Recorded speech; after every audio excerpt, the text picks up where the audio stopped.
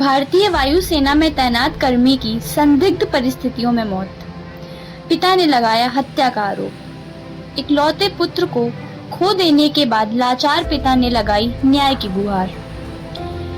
कानपुर नगर के जरौली फेज 2 में रहने वाले सुरेश कुमार मिश्रा ने बताया कि विगत 22 अप्रैल को गुजरात पोस्टिंग एयरफोर्स स्टेशन नलिया में तैनात पुत्र शिवाकांत मिश्रा की आकस्मिक संदिग्ध परिस्थितियों में मृत्यु हो गई।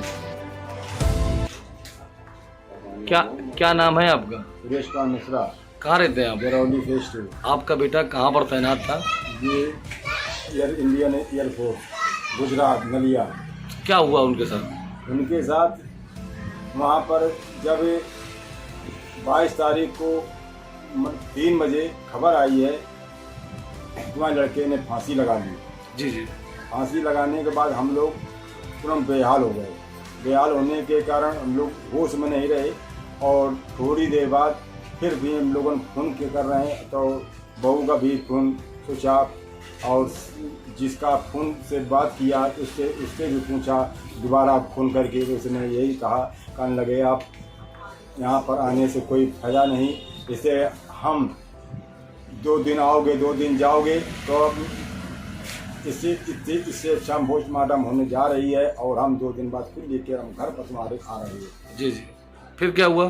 फिर इसके यहाँ पर आए और यहाँ पर घर पर मिट्टी खोलने के लिए कहा कि इन्होंने खोली नहीं। घाट पर ले गए तो वहाँ पर देखी तो मुँह नाक पर खून के धब्बे थे और आँख में चोट थी आँखों पर। तो क्या लगता है? इन्होंने कहा तुमको न्याय मिलेगा, ये होगा, सब कुछ होगा और 13वीं भी हो गई, सब कुछ हो गया। होने आज तक कोई मुझे सूचना नहीं मिली इसकी। क्या लगता है किस तरह से क्या घटना हुई उनके साथ में? इसे मारा गया है और वहाँ पर एक खबर आई थी माँ के पास।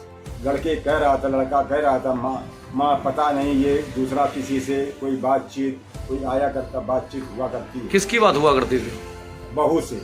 पत्नी के लिए बोल रहे? हाँ। कितनी जिस दिन घटना हुई उसके कितने दिन पहले बात हुई थी? ये 2-3 दिन पहले,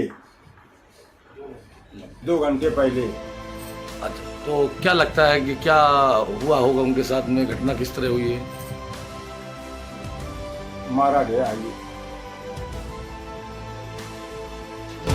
आनन फानन में पिता ने परिजनों के साथ जब बहू को फोन मिलाया तो फोन स्विच ऑफ आने लगा। पीड़ित पिता सुरेश के द्वारा अन्य लोगों के माध्यम से जब गुजरात पहुंचने की बात कही गई तो बहू ने बताया कि पोस्टमार्टम हो चुका है। हम लोग पार्थिव शरीर लेकर कानपुर आ रहे हैं। आपके यहाँ आने और जाने में 3 दिन लग जाएंगे, इसलिए आप लोग यहाँ ना आएं। जबकि पिता ने बताया कि घटना के 2 घंटे पहले ही मां की बात अपने इकलौते बेटे से हुई थी, जिसमें उसने अपनी पत्नी का प्रेम प्रसंग और किसी के साथ होने की बात कही थी। जब पार्थिव शरीर घर आया तो पार्थिव शरीर लाने वाले लोगों एवं बहू ने पुत्र का चेहरा भी नहीं खोलने दिया।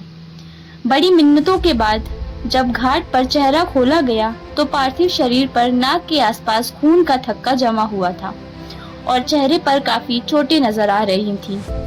पिता ने फोटो दिखाते हुए बताया कि फांसी लगाने से इतनी चोटें नहीं आया करती, जबकि बहू ने इकलौते पुत्र की मौत का कारण फांसी लगाना बताया है।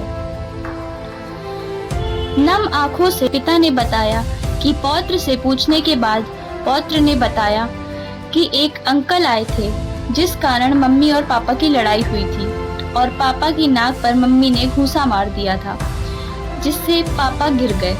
बेबसी के आंसू रो रहे पिता ने इकलौते पुत्र को खो देने के बाद गमगीन लफ्जों में रक्षा मंत्रालय एवं गृह मंत्रालय सहित सूबे के मुखिया योगी आदित्यनाथ से गुहार लगाते हुए न्यायिक जांच कराने जाने की बात कहते हुए कहा कि उन्होंने अपने जीवन भर की जमा पूंजी इकलौते पुत्र को खो दिया है। वह और उनकी पत्नी दर दर भटकने को मजबूर हैं। आला अधिकारियों एवं प्रशासन से गुहार लगाते हुए पीड़ित पिता ने दोषियों के खिलाफ सख्त कार्रवाई करने की अपील की।